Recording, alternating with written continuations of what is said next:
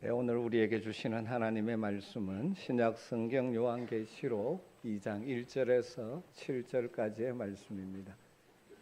요한계시록 2장 1절에서 7절까지의 말씀. 우리 말씀을 한 절씩 교독하여 읽도록 하겠습니다. 에베소 교회의 사자에게 편지하라. 오른손에 있는 7뼈를 붙잡고 7 금 촛대 사이를 거니시는 이가 이르시되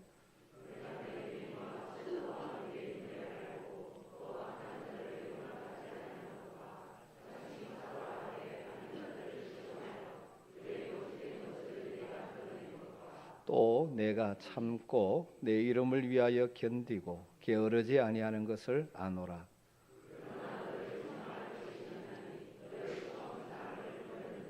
그러므로 어디서 떨어졌는지를 생각하고 회개하여 처음 행위를 가지라. 만일 그리하지 아니하고 회개하지 아니하면 내가 네게 가서 내 촛대를 그 자리에서 옮기리라.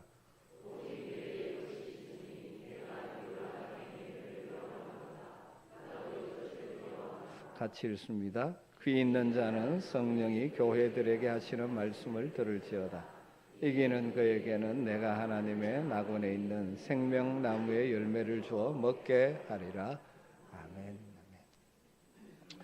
여러 성도님들의 배려와 기도 가운데 안식월을 잘 보내고 돌아왔습니다. 너무나 하나님 주신 은혜가 크고 참 풍성한 쉼을 누렸습니다. 기도해 주셔서 또 다시 한번 감사를 드립니다. 안식월 가운데 이제 목회를 제자훈련 철학으로 목회하시는 목사님들의 모임이 1년에 한 번씩 있는데 이제 평신도를 깨운다. 그래서 칼렛이라고 부르는 목회자 모임이 있습니다. 1년에 한 번씩 국제 포럼을 하는데 참여해서 또 많은 도전과 은혜를 받았습니다. 그런데 첫 시간 개회 예배 때 이사장으로 섬기시는 새로남교회 오정호 목사님께서 말씀을 하셨는데 설교 제목이 당신은 하나님의 선물입니까? 이런 제목이었습니다. 목회자들이 정말 교회에 하나님 주신 선물 역할을 하고 있는가 돌아보자, 그런 말씀입니다. 잠언서 말씀을 가지고 그 말씀을 들으면서 많은 생각을 하게 되었습니다. 내가 정말 아멘교회 하나님의 선물 역할을 제대로 하고 있는가? 여러분, 제가 좀 선물 같습니까? 예, 부족하지만 정말 하나님의 은혜로 남은 이 사역 하나님 허락하시는 동안 여러분에게 정말 선물과 같은 목회자가 되었으면 좋겠다, 그런 생각과 기도를 하며 돌아왔습니다. 여러분도 마찬가지죠. 특별히 여러분의 가정에 부부가 서로 남편이 아내를 보면서 당신은 하나님이 내게 주신 선물입니다, 그렇게 고백할 수 있다면 그보다 더 행복하지 한 것이 더 있겠습니까?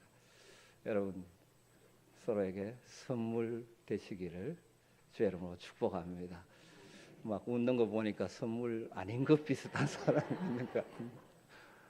교회도 마찬가지죠. 우리 성도들 하나님께서 하늘 가족으로 만나게 하셨는데 서로 부족하지만 어쨌든 서로에게 하나님의 선물이 되기를 소망하며, 그런 선물이 되어진다면 만날 때마다 기쁘고 감사하고 행복하리라고 믿습니다. 여러분, 우리가 서로에게 하나님의 선물다운 선물이 되기를 주의 이름으로 축복합니다.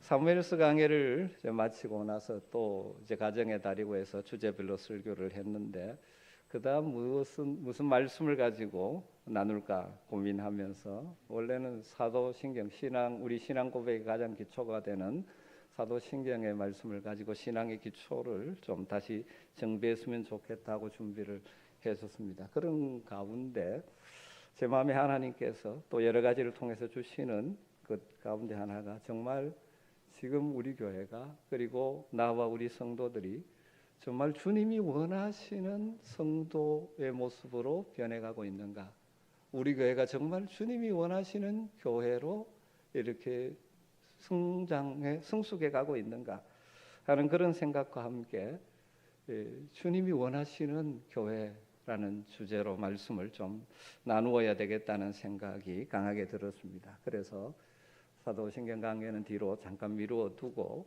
요한계시록에 나오는 소아시아 지역의 7교회에 보낸 이 편지의 메시지들을 함께 묵상하면서 우리에게 주시는 주의 음성 듣기를 소망합니다. 여러분, 이 지상의 교회 가운데 어느 교회도 완전한 교회가 없지 않습니까? 우리가 다 연약하고 부족하고 약점이 있는 존재들이 함께 모여서 교회를 이루었기 때문에 하나님의 은혜로 구원받은 자들이지만 여전히 아직까지 죄악된 본성 영향력 아래 있는 자들이기 때문에 완전한 교회가 없습니다. 그래서 종종 지상교회 가운데는 아픔이 생기고 갈등이 생기기도 하죠. 교회로 모였지만 정말 주님이 원하시는 모습이 아닌 모습으로 남아있을 때가 참 많지 않습니까? 정말 우리 주님이 원하시는 교회, 주님이 원하시는 성도의 모습은 어떤 모습일까? 한번 오늘 요한계시록의 말씀을 통해서 한 8분의 메시지를 통해서 여러분에게 나누고 싶습니다. 이 소아시아 7교회에 보내는 이 편지 가운데 이 구조가 그렇게 되어 있죠. 먼저 각 교회를 향하여 말씀하시는 주님의 모습이 소개되고 있습니다. 우리 주님, 우리 하나님은 정말 풍성하신 분인데 각 교회에 이런 모습으로 주님이 나타나기를 원하신다 하는 것이 나와 있고요. 그 다음에 각 교회마다 칭찬할 내용들을 가지고 칭찬하고 있죠. 그 가운데서 우리가 추구해야 될 것이 무엇인가를 찾을 수 있고 또 어떤 교회를 향해서는 책망의 말씀도 있죠. 그 말씀 앞에 우리를 돌아보면서 우리의 삶에서 제거해야 될 요소가 무엇인지, 그리고 경고의 말씀과 위로의 말씀, 마지막 약속의 말씀이 포함되어 있는 것이죠. 이 말씀들을 통하여 우리가 성도로서 점점 더 성숙하고 우리가 교회다움을 회복해가는 은혜가 있었으면 좋겠습니다. 서론적으로 말씀드리고 싶은 것은 여러분 말씀드려서 이미 잘 알고 계시지만 교회가 무엇인가? 교회는 성도들의 모임이다 하는 것이죠. 교회는 건물이 아닙니다. 건물이 필요하죠. 모임을 위해서 필요하지만 이 건물 자체가 교회가 아니죠. 교회는 조직을 가지고 있습니다. 당회, 재직회 여러 조직이 있지만 이 조직 자체가 교회는 아니죠. 건물이나 조직은 다 부차적입니다. 하나님의 백성들이 모인 교회 공동체를 이루는 것을 돕기 위해서 존재하는 것이죠. 본질은 사람들이죠. 그럼 교회는 바로 우리들이 교회인 것입니다. 교회를 이루는 사람이 어떤 사람입니까? 세상으로부터 부름받은 하나님의 백성들의 모임이 교회죠. 과거에는 하나님 모르고 세상의 가치관을 따라 살아갔는데 하나님의 은혜로 세상 가운데서 우리를 불러내셔서 하나님의 백성 삼으신 우리 하나님의 자녀들의 모임이 교회죠. 그리고 하나님 세상으로서 불러내셔서 우리를 점점 변화시키며 주님의 제자로 만드셔서 세상으로 보내시죠. 그래서 우리 교회는 세상으로 보냄받은 그리스도의 제자들의 모임이라고 할 수 있는 것입니다.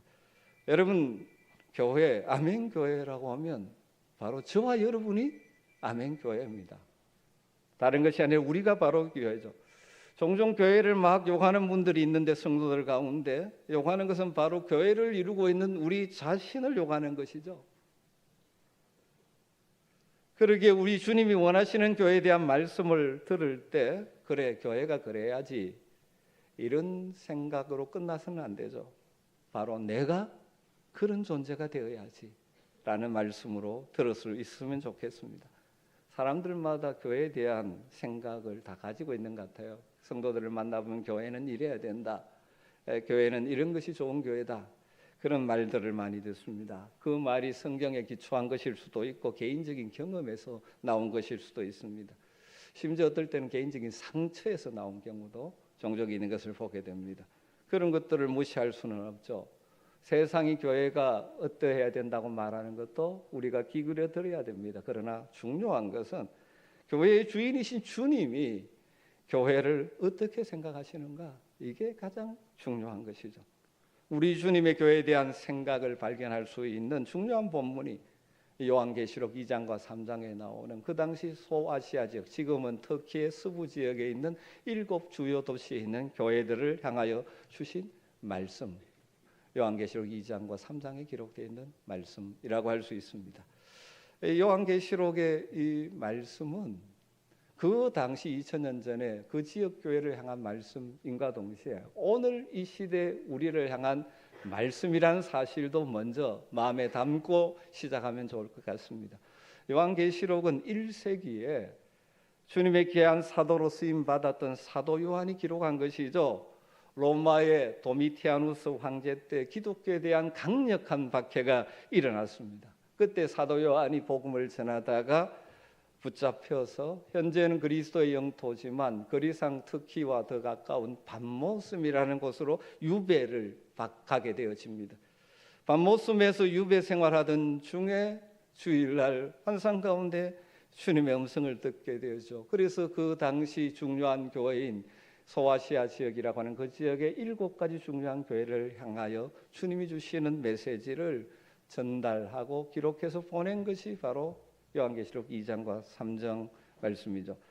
요한계시록에 나오는 7교회에 대해 하시는 말씀은 각 교회의 상황을 따라서 그들에게 구체적으로 말씀하시는 내용을 담고 있지만, 여러분, 그러나 이 말씀이 그때만 해당되는 것이 아니라 오고 오는 교회를 향한 말씀이라는 사실을 우리는 기억하며 오늘 말씀을 받아야 합니다. 그때 그랬지가 아니라 이 말씀은 오늘 우리에게 주시는 말씀으로 받아야 되죠. 왜 그렇습니까? 7절 말씀에 보면 귀 있는 자는 성령이 교회들에게 하시는 말씀을 들을지어다, 이렇게 말합니다. 여러분, 이 1절부터 7절은 에베소 교회를 향한 말씀인데, 에베소 교회만을 대상으로 한다면 교회라고 표현해야 될 텐데, 이 말씀을 하시면서 귀 있는 자는, 들을 귀가 있는 자들은 들으라고 말씀하시면서 교회들이라는 복수를 사용하고 있습니다. 다르게 말하면 에베소 교회의 상황에 근거해서 주어지는 말씀이지만 이 말씀은 오고 오는 시대 에베소 교회와 비슷한 상황에 처한 시대 모든 교회들을 향하여 주시는 주님의 말씀이라는 것이죠. 그렇기 때문에 이 말씀을 통해서 2000년 전에 우리가 이름만 알고 있는 도시, 그 지역의 7교회 주신 그 말씀, 과거의 말씀이 아니라 오늘 지금 우리를 향하여 주시는 말씀으로 들을 수 있는 귀가 있기를 주의 이름으로 축복합니다. 여러분, 그러면 먼저 에베소라는 도시가 어떤 곳이고 에베소 교회가 어떤 교회일까요?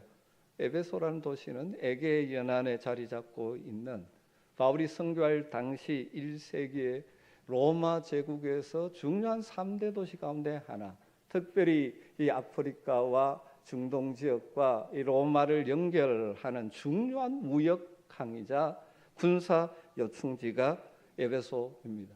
지금도 여러분 에베소 가보신 분들이 있죠. 아주 고대 유적지가 잘 남아 있죠. 화려하게 남아 있습니다만은 지금 가보면 항구가 아닙니다.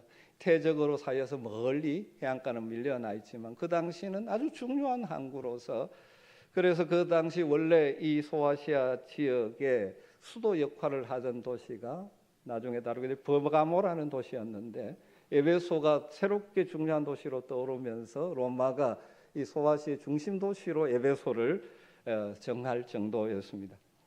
바울 사도는 2차 선교 여행 중에 처음 에베소를 잠시 들렀고 3차 선교 여행을 하면서 전략적으로 이 에베소라는 도시가 너무 중요하기 때문에 에베소에서 2년 반 동안 사역을 했습니다. 바울 사도가 복음을 전하러 다닐 때 한 도시에 그렇게 오래 머물지 않습니다. 복음을 전하고 떠나가고 복음을 전하고 떠나가는데 바울의 선교 여행 중에서 가장 길게 사역했던 곳이 에베소입니다. 왜냐하면 그 소아시아 현재 특히 서부 지역의 중심 도시고 거기에 복음을 전하면서 각 지역에 복음이 전파되어지는 곳이었죠. 사도 바울이 정말 이 열정을 가지고 사역했던 도시. 그래서 마지막 선교행을 마치고 예루살렘으로 돌아가면서 에베소 교회 지도자인 장로들을 그 인근 도시인 밀레도라는 도시로 불러내어서 사도행전 20장 보면 눈물로 당부하는 모습을 보게 되어집니다. 그만큼 심려를 기울이고 애착을 가지고 있던 도시가 에베소라는 도시고 에베소 교회입니다. 바울 사도뿐만 아니라 초대교회의 전성에 따르면 주 67년 전후로 해서 사도 요한, 예수님의 제자 사도 요한이 예수님의 어머니 마리아를 모시고 에베소로 가서 그곳에서 오랫동안 교회 지도자로 섬긴 곳이 에베소 교회입니다. 그래서 가보면 정말 거기에 마리아, 예수님 마리아가 머물렀는지 모르지만 마리아의 집이라는 그런 유적지도 남아 있을 정도. 그래서 이 전성에 남아 있듯이 강단에 연로해서 힘없이 성도들이 부축에 올려놓으면 올라가서 늘 했던 말들이 소자들이여 사랑하라 말씀했다는 그 에베소 교회 사도 요한이 그렇게 사역했던 거예요.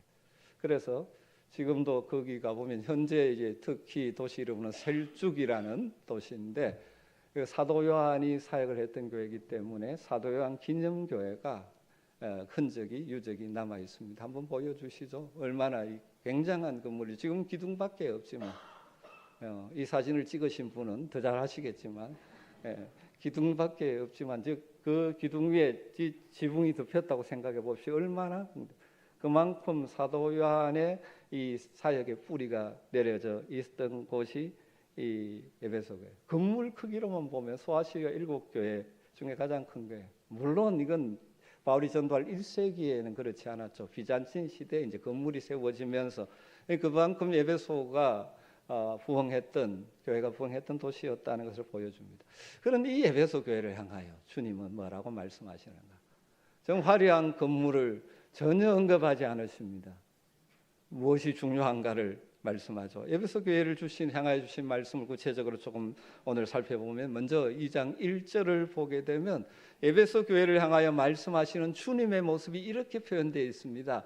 에베소 교회 사자에게 편지하라. 오른손에 7별을 붙잡고 7 금촛대 사이를 그리시는 이가 이르시되 에베소 교회에서 말씀하시는 이를 어떻게 표현합니까? 오른손으로 뭘 붙잡고 있습니까? 7별을 붙잡고 있고 7 금촛대 사이로 지금 거닐고 계시는 분인 우리 주님을 그렇게 묘사하고 있죠. 여러분 이 말씀의 의미가 무엇이겠습니까? 7별은 무엇이고 7 금촛대가 7 촛대가 무엇일까요? 조금 앞에 계시록 1장 20절을 보면 분명해지죠. 네가 본 것은 내 오른손에 7별의 비밀과 7 금촛대라. 7별은 뭐라고요? 7 교회의 사자요. 7 촛대는 7 교회니라. 그러니까 무슨 말입니까? 7 촛대는 7 교회. 촛대는 뭘 상징한다고요? 교회를 상징하고. 그 다음에 7 별은 7 교회의 사자, 지도자. 그러니까 별은 교회의 지도자를 상징하는 것이죠. 7 교회의 지도자들, 교회의 지도자들을 능력의 손인 오른손으로 붙들고 계신 분이 우리 주님이시다. 그리고 7 촛대, 즉 7 교회 사이를 거닐고 계시는 분이 우리 주님이시다. 그렇게 말씀하고 있는 것이죠.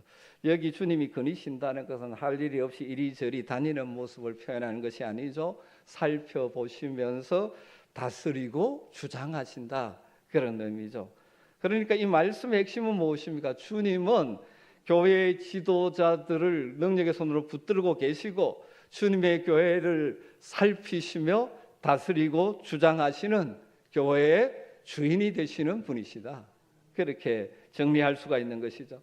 교회의 모든 일들이 외형적으로 보면 사람들이 모여서 의논하고 결정하고 여러 가지 일을 이루어가는 것 같지만 우리 주님은 교회들을 두루 다니시며 감찰하시고 살펴보시고 도우시고 역사하시는 분이시며 특별히 그 일을 하실 때 7 별, 각 교회의 지도자들을 주님이 세우시고 주님의 오른손으로 그들을 붙들고 역사하시는 부활하신 주님, 살아계신 주님이 우리 주님이시라고 말씀하고 계시는 것이죠.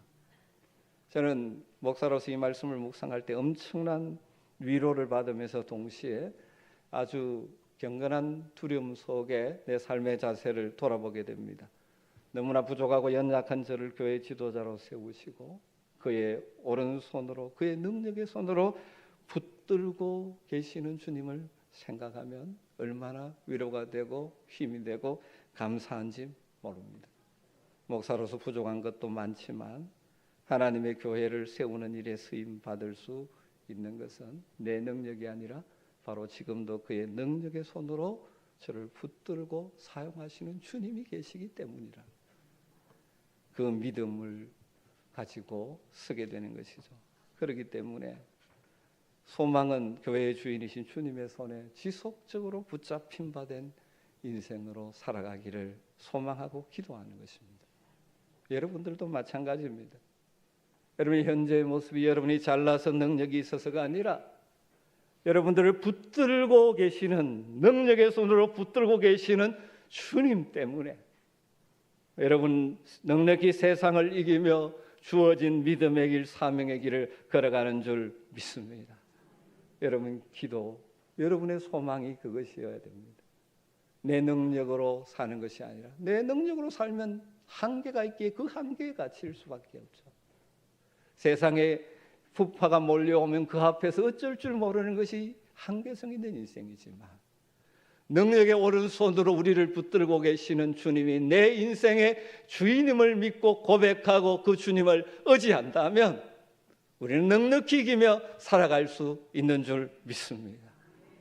능력의 손으로 붙들고 계시는 주님을 믿음의 눈으로 바라보시면서 주님을 주인으로 모시고 살아가는 여러분 되시기를 주님으로 축원합니다.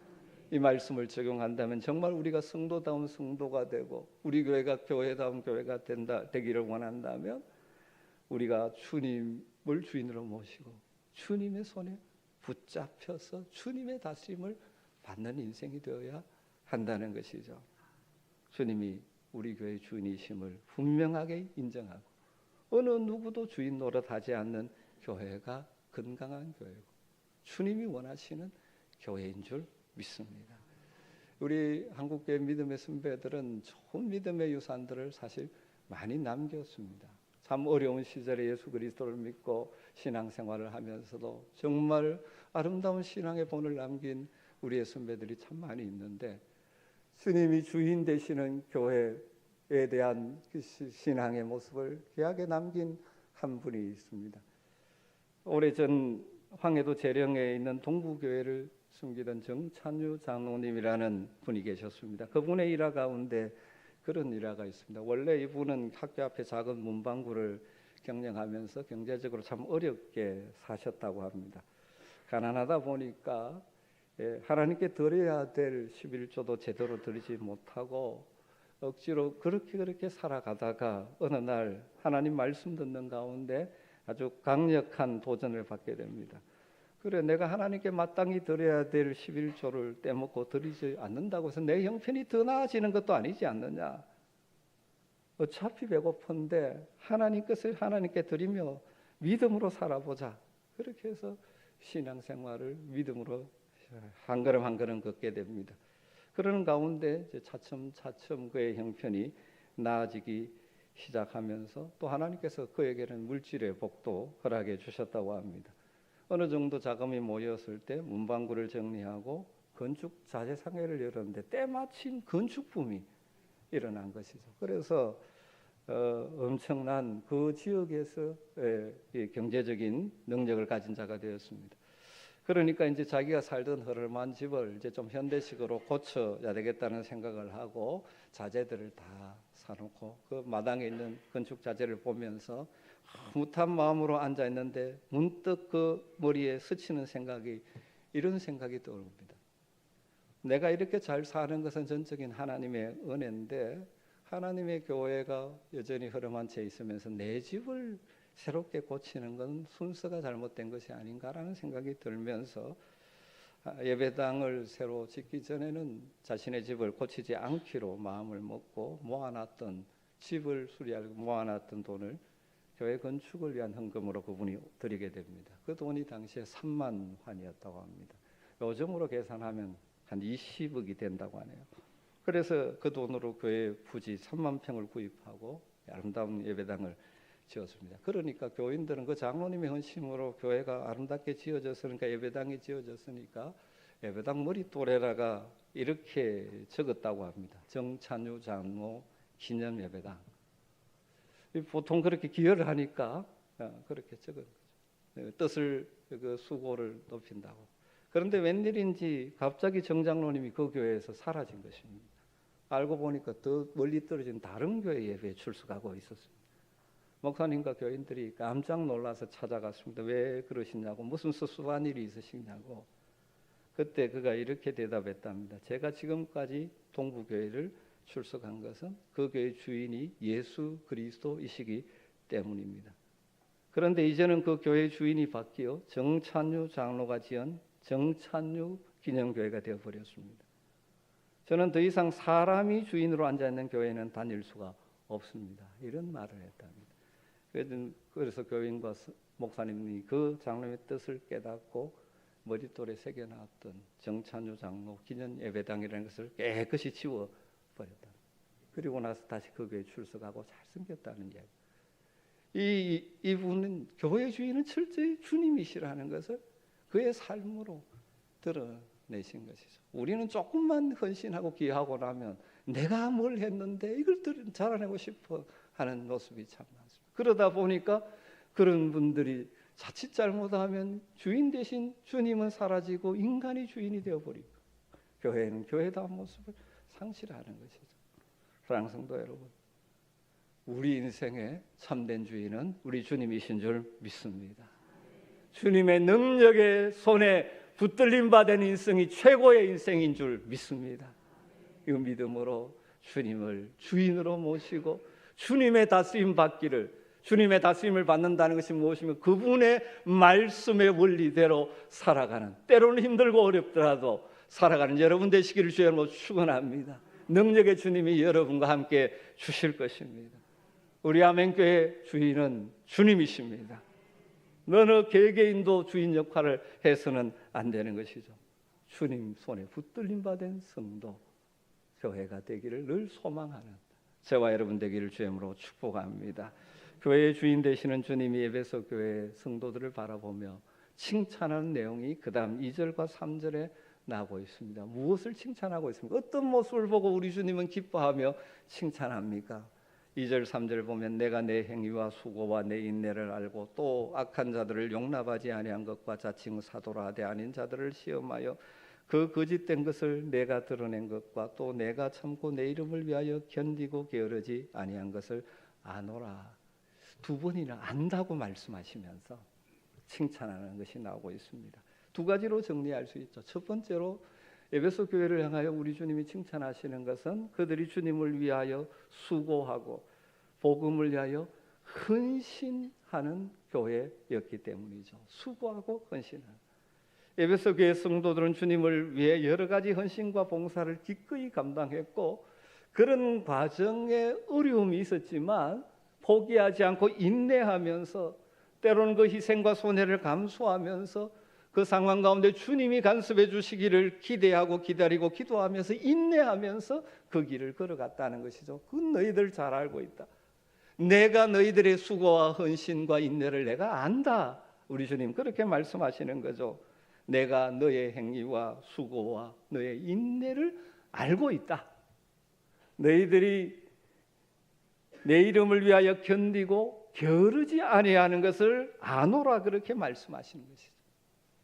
사실 에베소 교회는 바울이 처음 복음을 전하던 초기부터 많은 박해와 시련이 있었던 교회죠. 사도행전 19장에 보면 바울이 에베소에서 복음을 전하면서 에베소 지역에 복음의 강력한 역사가 일어납니다. 그러다 보니까 어떤 일이 일어납니까? 그 에베소 도시의 주된 신이 아르테미스 신이고 지금도 가면 거기에 그 흔적이 남아있는 큰 신전이 있는 그 동네인데 그 아데미 신, 다산의 신입니다. 그 아데미 신의 은신상 작게 만들어서 아데미 신전을 찾아오는 자들에게 파는 상인들, 은장색들이 있었죠.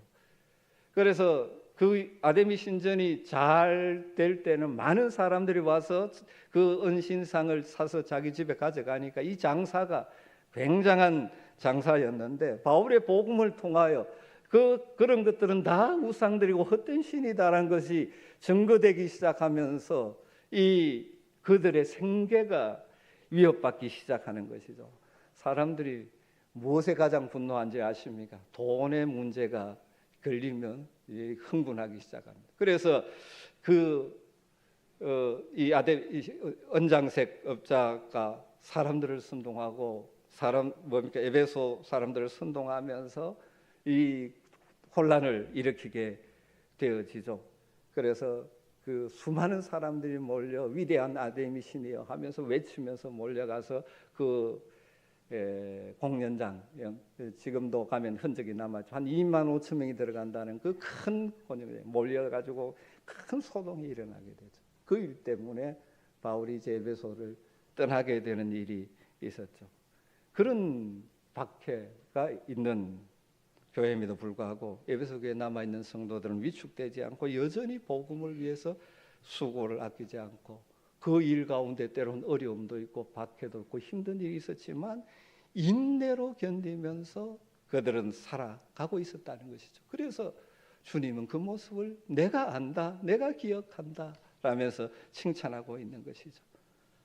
여러분, 주님을 위한 헌신이 있는 성도, 하나님 주신 것들을 주의 영광을 위하여 사용할 줄 아는 성도, 때로는 믿음으로 여러 가지 일을 하면서 어려움을 당해도 포기하지 않고 인내하며 주님의 간섭을 기대하며 기도하며 섬김을 감당하는 성도, 우리 주님 너무너무 기뻐하시고 말씀하시는 것이죠. 내가 너의 수고를 안다, 내가 너의 희생을 안다 말씀하시는 것입니다. 여러분, 하나님 기뻐하시는 사람은 말꾼이 아니라 일꾼입니다. 종종 교회에서 어려움을 겪는 경우는 말꾼들 때문에 그렇습니다. 이건 이래야 된다, 저건 저래야 된다, 말은 잘합니다. 자기는 일하지 않으면서 말만 하는 사람들이 있죠. 말은 잘하지만 정작 주님을 위해서, 교회 공동체를 위해서, 복음을 위해서 시간을 들이고 몸을 들이고 물질을 들이는 수고와 헌신을 하지 않는 성도들이 종종 있습니다. 우리 주님 기뻐하시는 모습이 아닙니다. 종종 이런 이야기를 하죠. 교회가 구제해야지, 당연한 것이죠. 그런데 자기는 전혀 이웃을 위해서 한 푼도 헌신하지 않으면서 교회가 안 한다, 뭐 이런 이야기를 하는 사람들이 있습니다. 여러분, 말꾼이 아니라 일꾼이 되기를 주님으로 축원합니다. 주님이 헌신과 수고를 다 알고 계십니다. 저나 여러분이나 우리에게 영원한 생명을 주신 주님을 위해서 우리가 감당할 수 있고 우리가 감당해야 되는 그 일에 헌신할 줄 아는 일꾼이 되시기를 주님으로 축원합니다. 우리 교회가 복된 교회가 되기를 원한다면 신실한 일꾼들이 많은 교회가 되어야 합니다. 여러분, 각자가 주님 주신 은사와 재능을 따라 주님이 원하시는 자리에서 수고와 헌신과 희생을 감당할 때, 때로는 사람들은 몰라줄지 모르지만 우리 주님은 다 알고 계시고 갚아주실 줄 믿습니다. 우리가 주님을 위하여 수고하고 힘쓸 때 때로는 어려움도 있습니다. 사람들로부터 오해도 받습니다. 그러나 중요한 자세는 그 어려움 때문에 포기하는 것이 아니라 끝까지 주님의 간섭하심을 기다리며 인내하며 살아가는 것이죠. 그래서 에베소 교회를 향하여 주님 칭찬하시죠. 네 인내를 내가 안다. 또 내가 참고 내 일을 위하여 견딘 건 내가 안다라고 말씀하죠. 여러분, 세상 무슨 일이든지 인내 없이 이루어지는 일은 없지 않습니까? 우리 주님은 우리의 수고와 인내를 기뻐하십니다. 우리의 수고와 인내를 사용하셔서 주님의 뜻을 이 땅에 이루어 가시는 것입니다. 저와 여러분이 각자 주어진 영역에서 기쁨으로 주님을 위해, 교회를 위해, 하나님의 나라를 위해, 복음을 위해, 하나님의 선한 뜻을 이루기 위해 헌신하고 희생하고 때로는 어려움이 있더라도 인내하며 주님을 따라가는 믿음의 길에 승리하시기를 주님으로 축복합니다. 에베소 교회를 향한 두 번째 칭찬은 바른 신앙을 지키고 있다는 것입니다. 2절 말씀 보죠. 또 악한 자들을 용납하지 아니한 것과 자칭 사도라 하되 아닌 자들을 시험하여 그의 거짓된 것을 내가 드러내고, 아마 악한 자들, 자칭 사도라고 칭하는 자들이 에베소 교회에 침투했는데 그들은 니골라 당이었던 것으로 보여집니다. 6절에 보면 니골라 당이라는 이단의 무리가 언급되고 있죠. 오직 내게 이것이 있으니 네가 니골라 당의 행위를 미워하였도다 나도 이것을 미워하노라. 이 니골라 당이 정확하게 어떤 이단 무리인지 정확하게 알 수 없지만 대부분 학자들은 추정하기를 무율법주의적인 방종을 가르치는 이단.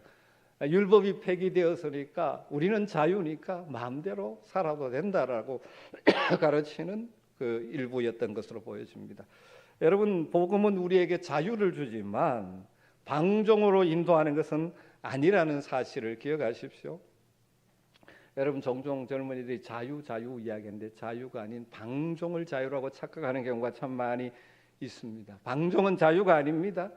방종은 다르게 말하면 욕심의 욕망의 종로로 하는 거죠. 이 땅의 젊은이들이 자유라고 하면 사는 것이 무엇인가? 욕심을 따라 살면서 자유라고 이야기합니다.